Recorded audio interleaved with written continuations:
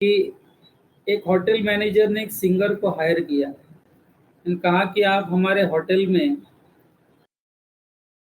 8 weeks singing करो, 8 week singing करने का हम आपको इतना पेमेंट देंगे। बच्चों, दोनों के बीच में कॉन्ट्रैक्ट हो गया, लेकिन जिस दिन सिंगिंग शुरू करना था, बराबर है, उससे पहले ही सिंगर बच्चों भाग गया कहीं। जिसने प्रॉमिस किया था ना सिंग करने का कि आई will be singing in your hotel for 8 weeks, वो एक्चुअली आया ही नहीं, सिंगिंग करने के लिए आया ही नहीं। अब बच्चों, जब सिंगिंग करने के लिए आया नहीं, तो अब बताओ होटल मैनेजर के पास कौन से ऑप्शंस हैं? I am asking from hotel managers angle. Hotel manager के पास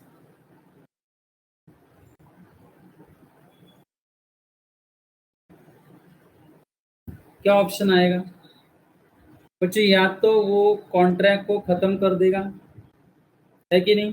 जो कॉन्ट्रैक्ट किया था वो कॉन्ट्रैक्ट खत्म हो गया, या तो बच्चों प्रॉमिस ही ऐसा भी बोल सकता है उसको, बराबर है, कि तू आकर कंटिन्यू कर, तू भले ही आया नहीं लेकिन स्टिल आई एम इंटरेस्टेड, तुम आकर सिंगिंग कंटिन्यू करो। Is that okay?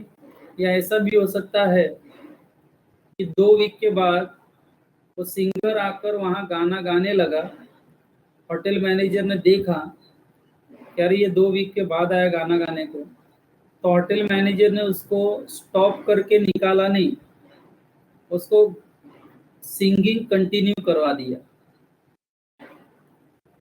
बराबर है। यानी कि बच्चों प्रॉमिसी के पास क्या ऑप्शन है, समझ में आ गया?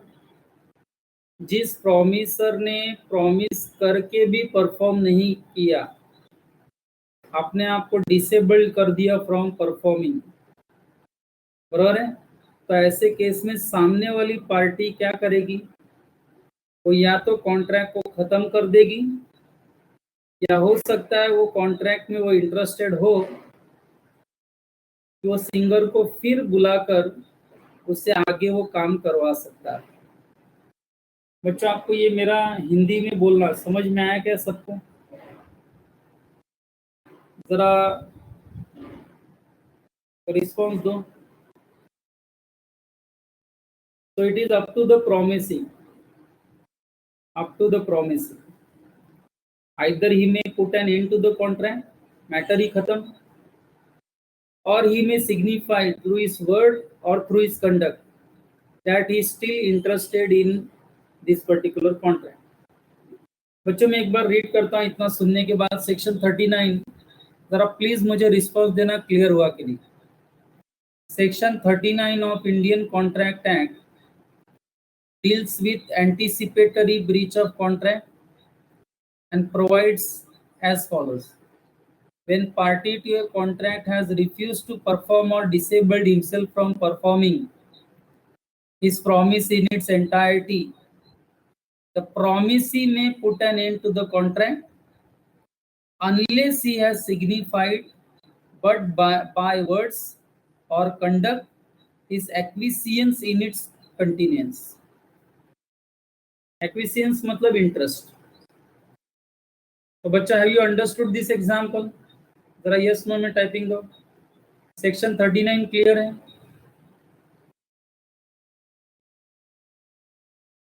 तो बच्चों ये एक्स्ट्रा ऐड हो रहा है, देखो। If I ask you what do you mean by anticipatory breach of contract, तो आप इमीडिएटली मीनिंग बता देंगे मुझे, आप मुझे एग्जाम्पल भी बता देंगे, उसके टाइप्स भी बता देंगे। बट बच्चों, if I ask you what is section 39, तो बच्चों वो भी एक्सप्लेन करने को आना चाहिए आप बच्चों, वो भी एक्सप्लेनेशन देने को आना चाहिए। Okay, Abhishankar, what is your doubt? Effect of refusal of party to perform promise. हाँ, यस था ना बच्चों? Yes, Abhishankar, you are right. मैं वही तो पूछा ना कि ये मैंने कहीं पढ़ाया आपको, इसलिए मैंने पूछा ऐसे। ये हमने कहीं ना कहीं डिस्कस किया है, बरोबर है? डाउट तो नहीं है ना अभी शंकर? ओके, चलो ठीक। तो बच्चों, what is the effect of anticipatory breach? जब party anticipatory breach of contract करती है तो बच्चों उसका फाइनली इफेक्ट क्या होता है? तो आपको पहला लाइन तो मालूम ही है। अगर प्रोमिसर ब्रीच ऑफ कॉन्ट्रैक्ट करता है, एंटीसिपेटरी ब्रीच, तो प्रोमिसी को आप नॉन परफॉर्मेंस के लिए जिम्मेदार ठहरा सकते हैं क्या? That's my question. मुझे ये बताओ, अगर प्रोमिसर ब्रीच ऑफ कॉन्ट्रैक्ट कर रहा है, ये कॉन्ट्रैक्ट पूरा नहीं होने का रीजन कौन है, प्रोमिसर या promisee? Promisor. That means promise is excuse from performance, yes और नो? जब प्रोमिसर ने अपना काम पूरा नहीं किया तो प्रोमिसी भी अपना पूरा नहीं करेगा। तो यहाँ बच्चों आपको लगता नहीं promise is automatically discharge from the contract? Promisor के नॉन परफॉर्मेंस के वजह से promisee gets discharged from the contract. Do you agree with this line? Now even promisee will not perform his promise. Bachcho, not only the promisee is discharged from the contract, but further he gets an extra option or he gets an extra legal remedy against the promiser. पहला एक फायदा ये हो गया कि now he is discharge from the contract, and दूसरा promisee को promisor के अगेंस्ट, बरोबर है, और भी कुछ लीगल राइट्स मिल सकते हैं। तो बच्चों अभी वही पढ़ना है हमको, effect of anticipatory breach of contract में क्या है देखो। The promisee is excused from performance. Teacher पढ़ाने आया, बच्चे नहीं पढ़ रहे हैं, तो teacher is excused from performance. Do you agree with this? You can't held responsible a teacher. Teacher को आप रिस्पॉन्सिबल नहीं रख कर सकते, याद है ना बच्चों? So promise is excused from performance and for further performance or from further performance. Further he gets an option. बच्चा along with this promise को और क्या ऑप्शन मिलेगा देखो? To either treat the contract as rescinded and sue the other party for damages from breach of contract immediately. Underline the word immediately. Without waiting until the due date of performance. That is the one option promisee gets. When promiser does an anticipatory breach of contract, promisee gets two option. जिस दिन breach of contract हुआ उसी दिन contract को resign करके, खत्म करके, उस दिन तक जितना भी प्रोमिसी को लॉस हुआ है वो कॉम्पनसेशन या डैमेजेस ले सकता है। एंड बच्चों एक ऑप्शन और भी है। अब ये ऑप्शन आपको मेन समझना है, इसके लिए थोड़ा दिमाग चल लगेगा बच्चों। दूसरा ये है कि जब एंटीसिपेटरी ब्रीच ऑफ कॉन्ट्रैक्ट हुआ तो प्रोमिसी ने इमीडिएटली उस दिन कॉन्ट्रैक्ट को रिसाइन नहीं किया, उसने कॉन्ट्रैक्ट को लाइव रखा। कोई बताएगा कौन से दिन तक?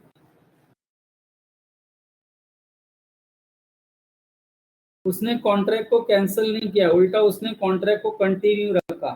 कौन से दिन तक कंटिन्यू रखा? I want that answer. Due date तक, यस, ड्यू डेट तक उसने कंटिन्यू रखा, ये सोचते हुए कि शायद प्रोमिसर हो सकता है परफॉर्मेंस दे दे, तो उसने इमीडिएटली कैंसिल नहीं किया contract, he waited till due date. लेकिन बच्चों लॉ क्या कहता है, अगर ये ड्यू डेट तक रुकता है कौन, प्रोमिसी, तो इसमें प्रोमिसी का भी फायदा हो सकता है एंड बच्चों प्रोमिसर का भी फायदा हो सकता है। ये लाइन समझा आपको? सीरियसली बोलो, आप सोच रहे होंगे दोनों का कैसे फायदा हो सकता है। आ गया ना प्रॉब्लम में?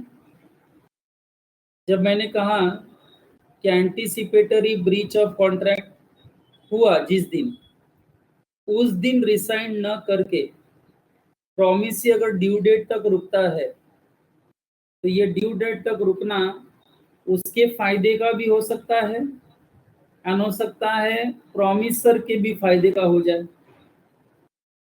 दोनों में से कोई भी एक साइड हो सकता है। एंड बच्चे ये एक साइड ही समझना है आपको, दोनों में मतलब दोनों साइड समझना है कि कैसे ड्यू डेट तक रुकने तक और कॉन्ट्रैक्ट को हम लाइव रखते हैं, तो इसमें दोनों में से किसी एक का तो फायदा कंफर्म है। तो बच्चों पहले मैं रीड करता हूँ, फिर आपको थोड़ा एग्जाम्पल के साथ एक्सप्लेन करता हूँ, फिर वापस तीसरी बार पढ़ेंगे हम ये लाइन को, पैराग्राफ को। जब आपका कंफर्मेशन आ जाएगा कि हाँ सर समझा, तभी मैं आगे बढ़ूंगा। ओके, सो जरा देखो, ही मे इलेक्ट नॉट टू रिसाइन। दूसरा ऑप्शन क्या, जिस जिस दिन उसको एंटीसिपेटरी ब्रीच ऑफ कॉन्ट्रैक्ट का पता चला, उसने इमीडिएटली कॉन्ट्रैक्ट को रिसाइन नहीं किया। उसने सोचा कि मैं ये कॉन्ट्रैक्ट को लाइव रखता हूं टिल ड्यू डेट, बराबर है? इसलिए लाइन लिखा है देखो, he may not elect he may elect not to resign but to treat the contract as still operative and wait for the time of performance. What do you mean by wait for the time of performance? Due date जो आपने type किया था, and then hold other party responsible for consequences of non performance. And उस due date के दिन उसको पकड़ने का एंड बोलने का कि इस नॉन परफॉर्मेंस के लिए तू जिम्मेदार है एंड अब इस दिन तक मेरा जितना भी लॉस हुआ है अब तो मुझे दे। Getting that? यानी बताओ बच्चे, ये दो लाइन पढ़कर मुझे बताओ, प्रॉमिसी कौन से दिन तक का लॉस क्लेम कर सकता है, डैमेजेस? जिस दिन उसने ब्रीच ऑफ कॉन्ट्रैक्ट किया या ड्यू डेट तक?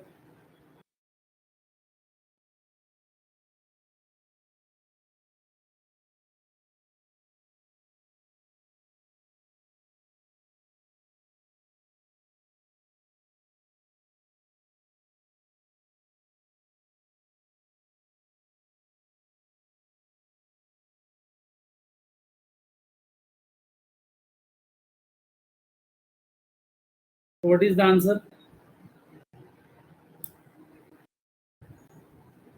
Due date? कौन सा डेट? बच्चों क्लियर नहीं हो रहा है? ओके बच्चों, मैं एक एग्जांपल लेता हूँ। बच्चों आप साइड में कहीं लिख सकते हो, जरा लिखो डेट में। बच्चों for example X and Y का एग्जांपल लेते हैं, एक्स एंड वाई। बच्चों एक्स एंड वाई ने 1 जनवरी को कॉन्ट्रैक्ट किया, जहां X is going to supply goods 100 kg 100 kg at ₹50 पर kg। यानी बच्चों 1 जनवरी को what is contract price decided? Type करो, कॉन्ट्रैक्ट प्राइस क्या डिसाइड हो गया, कितने रुपए में वो गुड्स सप्लाई करेगा?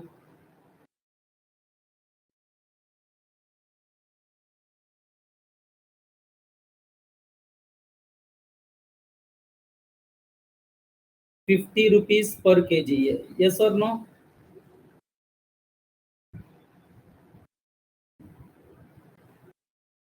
हाँ, ₹50 पर kg, यू राइट। एंड बच्चों हाँ, कितना kg सप्लाई करना है?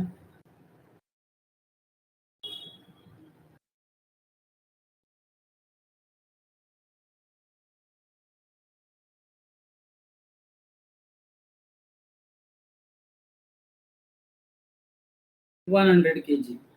ओके, चलो यानी 5000 का वैल्यू कितना हो गया, 5050 kg into 50 rupees per kg multiplied by 100 kg, 5000। ये कॉन्ट्रैक्ट प्राइस डिसाइड हो गया कि नहीं? 1 जनवरी को ये कॉन्ट्रैक्ट हुआ एंड बच्चों गुड्स सप्लाई होने वाले हैं 31 जनवरी को, एक महीने बाद। X is going to deliver the goods on 31 Jan। बच्चों डिलीवरी गुड्स का 31 जैन को होगा, बट कॉन्ट्रैक्ट कौन से दिन हुआ है? 50 रुपीज पर केजी के हिसाब से कॉन्ट्रैक्ट कौन से दिन हुआ है? 1 Jan, and that is why we use the word that 50 rupees per kg is CP, contract price. What it is? Contract price. Okay. अब बच्चों you have to give me the answer। 25 जनवरी को, अभी 31 जैन आया नहीं, 25 जनवरी को एक्स ने Y को क्या कहा? I am unable to deliver the goods. 31 जनवरी को गुड्स मैं सप्लाई नहीं कर पाऊंगा, ये मैं पहले ही आपको बता देता हूं। कौन से डेट को बताया उसने? चलो टाइप करो।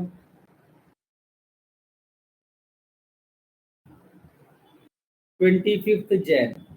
एंड बच्चों मैं सरप्राइजिंग बात बता दूं, 25 जैन को उस गुड्स की मार्केट प्राइस है ना, मार्केट प्राइस बच्चों वो 70 रुपीज पर केजी हो गई, भाव बढ़ गया था।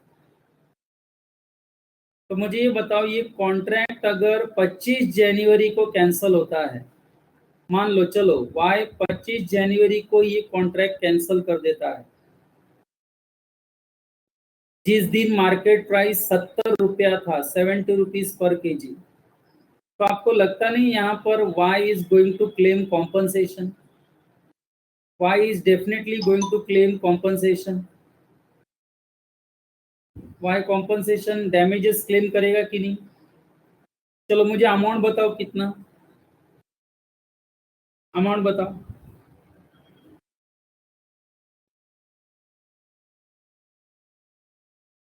लेट अस सी, आपको अमाउंट क्लियर है क्या? 2000 रुपीज। कैसे आया 2000?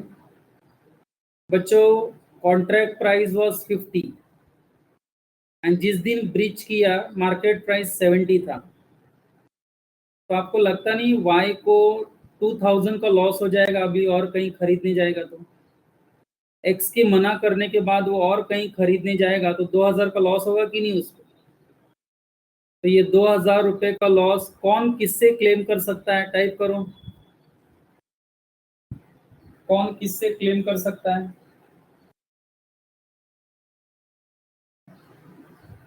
वाई एक्स से क्लेम कर सकता है, सही है बच्चों? Y will claim from X. लेकिन बच्चों ये तब की सिचुएशन है जब वाई कॉन्ट्रैक्ट को 25 जनवरी को ही रिसाइन कर दें, 25 जनवरी को ही रिसाइन कर दें एंड उस दिन तक का जो भी कॉम्पनसेशन डैमेजेस है वो क्लेम कर ले, तो 2000 रुपया उनको मिलेगा। लेकिन बच्चों यहाँ वाई क्या सोच रहा है कि मैं 25 जनवरी को कॉन्ट्रैक्ट रिसाइन नहीं करूंगा, मैं वेट करूंगा। कौन से डेट तक? जल्दी टाइप करो। वाई ने सोचा मैं 25 जनवरी को कैंसिल नहीं करूंगा, I will wait, he will wait up to 31 January. आपको चालाकी समझ में आ गई वाई की? वो सोच रहा है कि मैं ड्यू डेट तक खींचता हूं एंड ड्यू डेट तक अगर रेट और बढ़ गया मार्केट प्राइस, तो I will be in a position to claim more. Yes और no?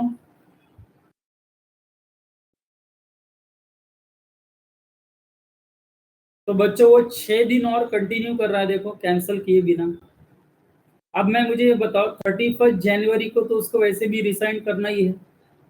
Now my question is कि 31 जनवरी को अगर मार्केट प्राइस 90 रुपीज हो गया तो कितना क्लेम करेगा वो? अगर 90 रुपीज मार्केट प्राइस हो जाता है तो 31 जनवरी को कितना डैमेजेस क्लेम करेगा?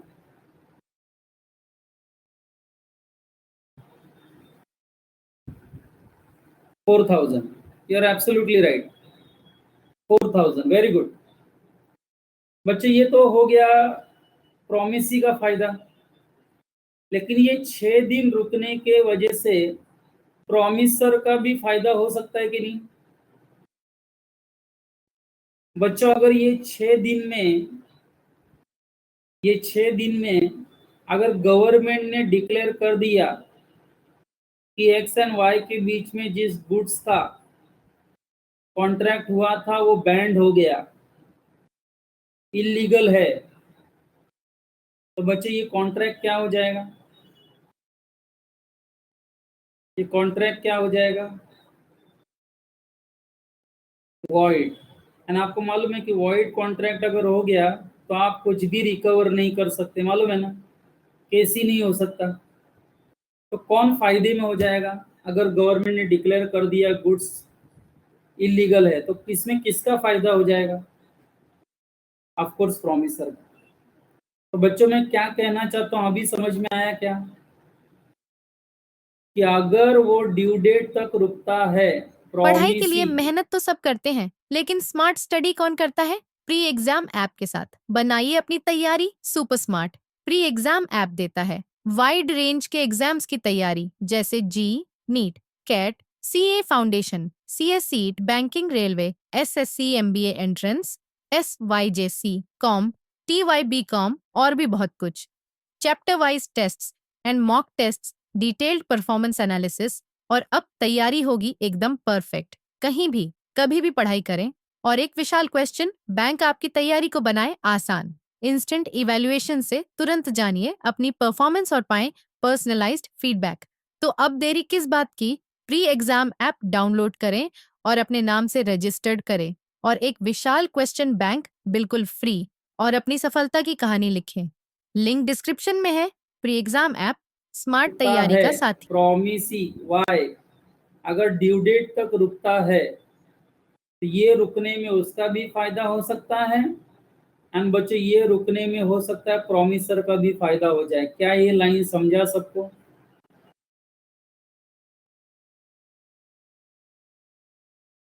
समझा कि नहीं? हाँ, अब एक काम करते हैं बच्चों, उस सेकंड पैराग्राफ में ऊपर वापस पढ़ता हूँ। पूरा पूरा पढ़ा नहीं था, अभी पढ़ता हूँ। And please give me response whether you have understood और not. Second paragraph, he may elect not to resign but to treat the contract as still operative and wait for the time of performance and then hold the other party responsible for consequences of non-performance. But in this case, he will be, he will keep the contract alive for the benefit of other party as well as his own, and the guilty party, if he so decides on reconsideration, may still perform his part of the contract and can also take advantage of any supervening impossibility which may have the effect of discharging the contract.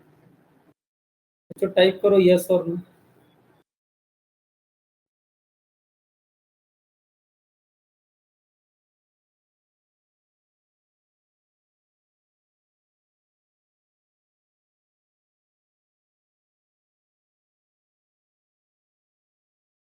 Is that okay?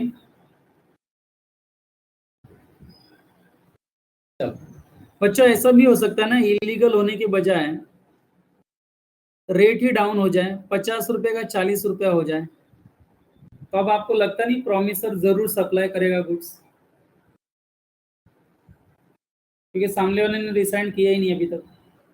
Hello, मान लो बच्चों 50 रुपए का हिसाब से अगर contract हुआ था and बाद में गुड्स का रेट कम हो गया, 40 रुपया हो गया, तो बच्चों यहाँ पर आपको लगता नहीं अभी प्रॉमिसर जरूर प्रॉमिस पूरा करेगा? क्योंकि उसमें उसका फायदा है। वो आप 40 रुपए से सामान खरीद कर वाई को सप्लाई करेगा।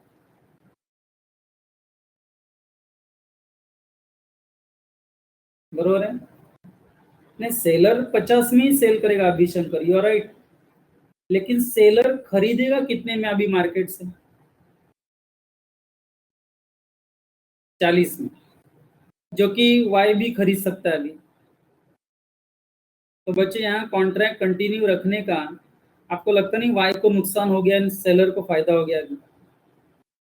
वही मैं कहना चाहता हूँ बच्चों कि अगर रुकता है कोई ड्यू डेट तक, कोई भी प्रॉमिस ही ड्यू डेट तक रुकता है, तो बहुत बड़ा रिस्क ले रहा है। उसमें उसका फायदा हो सकता है एंड ये भी हो सकता है कि सामने वाला का भी फायदा हो जाए। वही अगर 25 जनवरी को मैटर रफा दफा कर देता तो 2000 मिल जाता कि नहीं कॉम्पनसेशन उसको? उसमें उसी का फायदा था। हेलो, सही बोल रहा हूँ बच्चा? थोड़ा देखो, लैंग्वेज थोड़ा कॉम्प्लिकेटेड है बट इतना भी टफ नहीं है। तो बच्चों आप अभी देख रहे हो यहाँ पे नोट्स में कि हमने यूनिट नंबर 5 स्टार्ट किया है। अभी तक के लेक्चर में we have discuss the meaning of breach of contract, then we discuss the types of breach of contract, जहां हमने डिटेल में actual breach of contract, anticipatory breach of contract का डिस्कशन किया। ऑलमोस्ट पूरा रीड कर लिया जितना रीड करना था। एंड अब बच्चों my next question to you,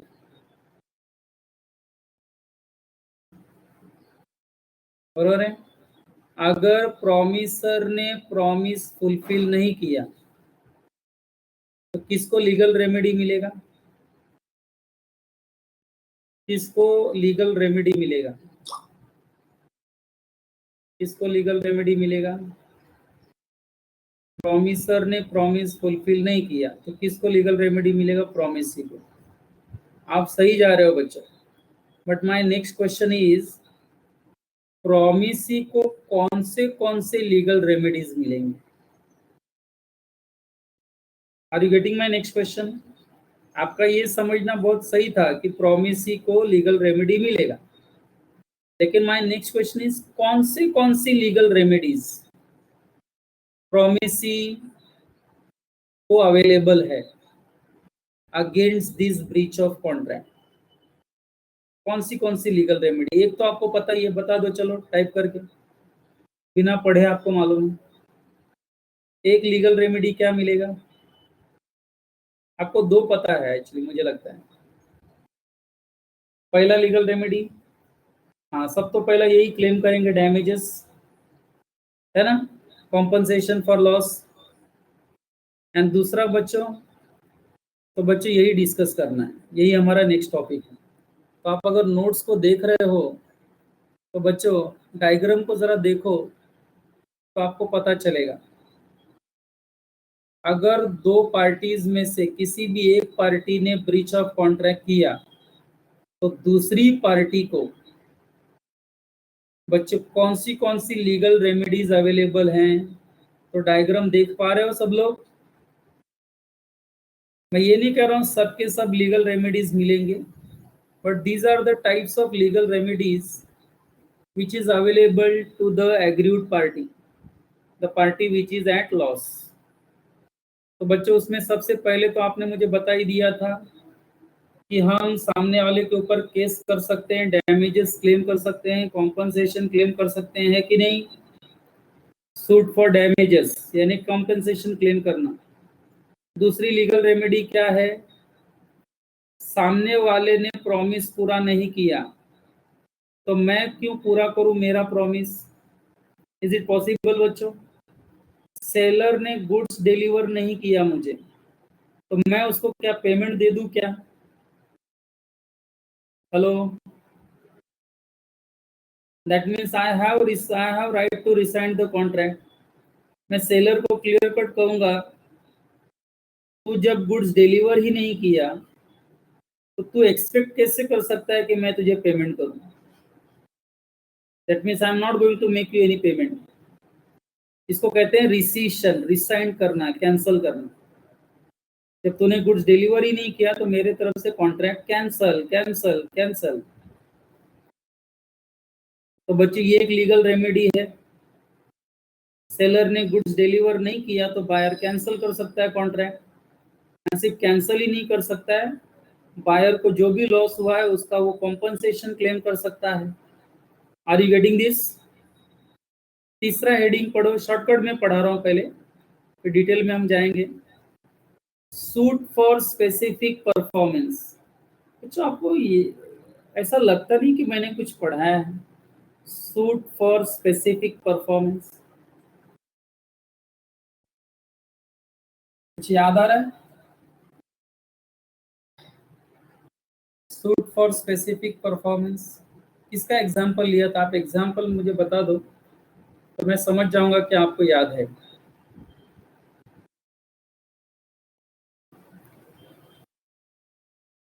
let us C.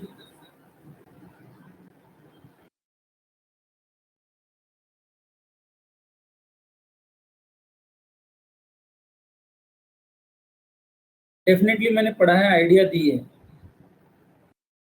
Sir. आपका ही लिया था लॉ पढ़ाने का, बाद में रिफ्यूज कर दिया। हाँ, तो A1 क्या करेगा?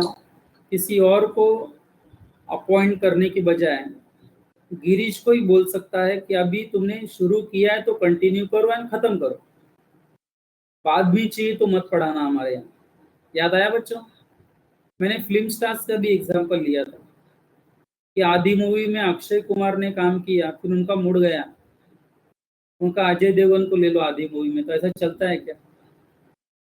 आपको लगता नहीं कोर्ट अक्षय कुमार को बोलेगा कि तू कंटिन्यू कर, स्पेसिफिक परफॉर्मेंस दे, कॉम्पनसेशन नहीं चाहिए तेरा, है कि नहीं? नहीं ना, अभिशंकर ये अलग है आपका। अभिशंकर आपने जो टाइप किया वो। बच्चों अगर मैं कहूं एंटिक पीस, समझते हो एंटिक्स? हेलो, एंटिक्स समझते हो सब लोग? एंटिक्स एक नायाब वस्तु है कि नहीं? पूरे दुनिया में एक जैसा एक ही है ये। बच्चों ऐसे एंटिक पीस का अगर मैं कॉन्ट्रैक्ट करूं आपके साथ, आप मुझे एंटिक पीस बेचने वाले हैं, मूर्ति बेचने वाले हैं, स्कल्पचर है ना, एंटिक, कितने में? तो 1 करोड़ में। मैंने आपको 10 लाख एडवांस भी दिया।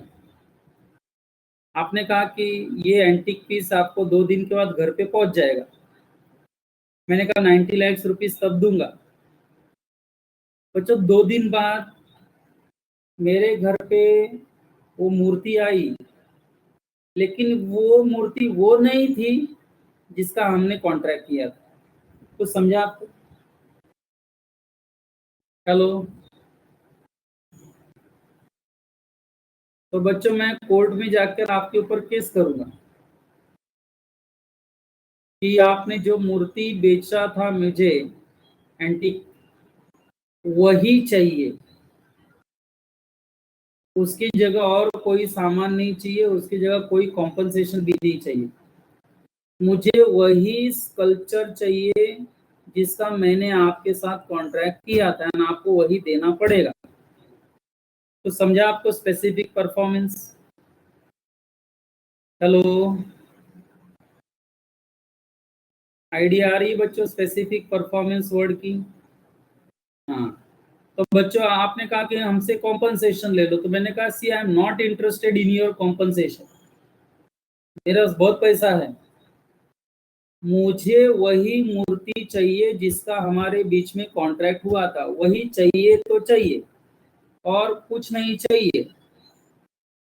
कोर्ट का मदद लूंगा मैं, एंड आपसे वही मूर्ति मैं लेके रहूंगा। तो I will file suit on you for specific performance.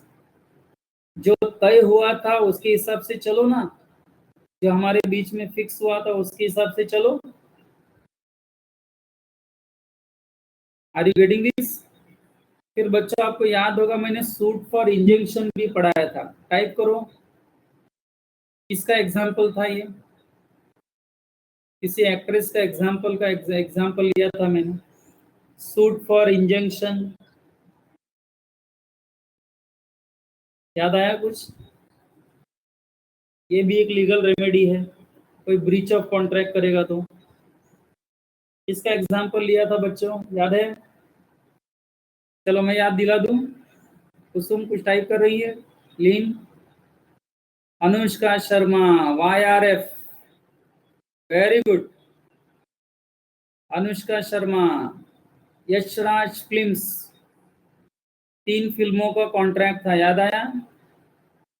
जब तक 3 फिल्में यशराज फिल्म्स की वो कर नहीं लेंगी, तब तक इनको किसी और फिल्म को साइन करने का अलाउ नहीं था।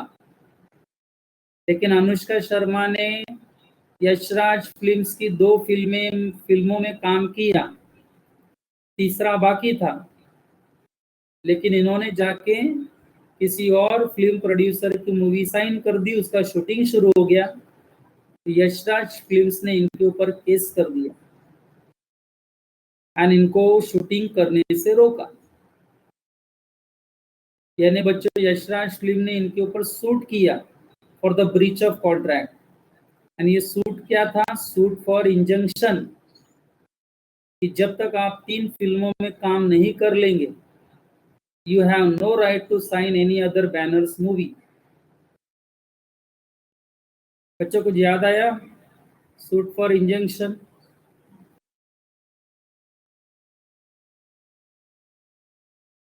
ओके, फिर बच्चों एक लास्ट पॉइंट है, सूट अपॉन क्वांटम मीरूट। बच्चों ये आपके लिए बिल्कुल नया है, ये मैंने आपको बिल्कुल पढ़ाया नहीं है, ये पढ़ेंगे अलग से स्पेशल, बट पहले 4 का मैंने एक फेयर आइडिया आपको दे दिया है। Is that okay with everyone?